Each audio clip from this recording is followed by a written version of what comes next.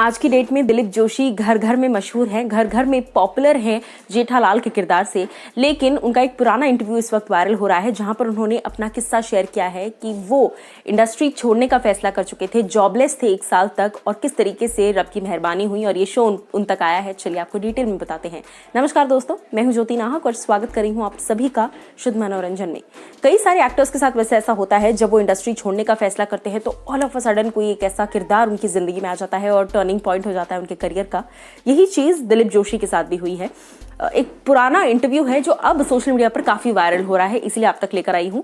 इस वीडियो में काफी कुछ वैसे तो कह रहे हैं दिलीप जोशी जी, लेकिन जब उनसे पूछा गया तो वो कहते हैं कि जिस वक्त मैंने तारक मेहता का उल्टा चश्मा साइन किया, उसके 1 साल पहले तक मेरे पास कोई जॉब नहीं था। मैं दर दर लिटरली भटक रहा था काम की तलाश में, मुझे कोई काम नहीं मिल रहा था। और जिस वक्त मैं जिस सीरियल में काम करता था वो सीरियल भी बंद हो चुका था, तो उसके बाद 1 साल तक सिर्फ और सिर्फ इंतजार में था कि कुछ मिलेगा या नहीं मिलेगा। जब देखा कि 1 साल से ज्यादा का वक्त निकल रहा है और कुछ है नहीं हाथ में, तो इंडस्ट्री छोड़ने का फैसला कर लिया था।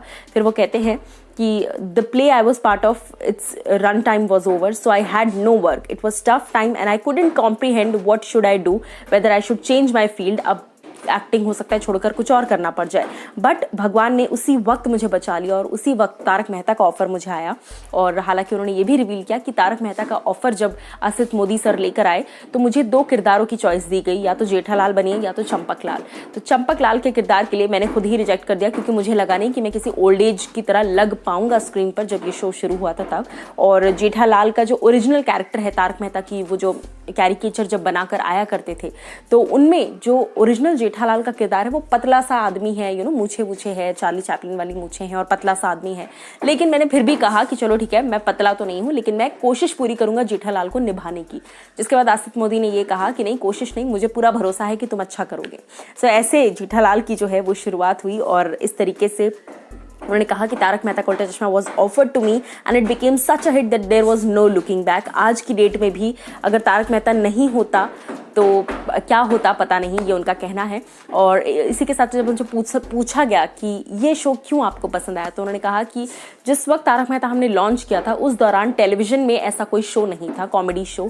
सारे शोज सिर्फ और सिर्फ नेगेटिविटी वाले थे, यानी कि सास बहू की प्लानिंग कर रही है, ये वैम्प उसको ये कर रही है, वो आदमी इसका एक्सीडेंट करवा रहा है, इसी तरह के सारे शोज हुआ करते थे।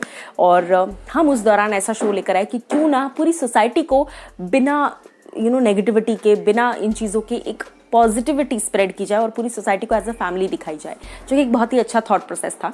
तारक मेहता के फैंस यहाँ पर जरूर होंगे, तो आप लोगों को क्या कुछ है कहना, कमेंट सेक्शन आपका है, जरूर जाकर मुझे बताइए कमेंट सेक्शन में।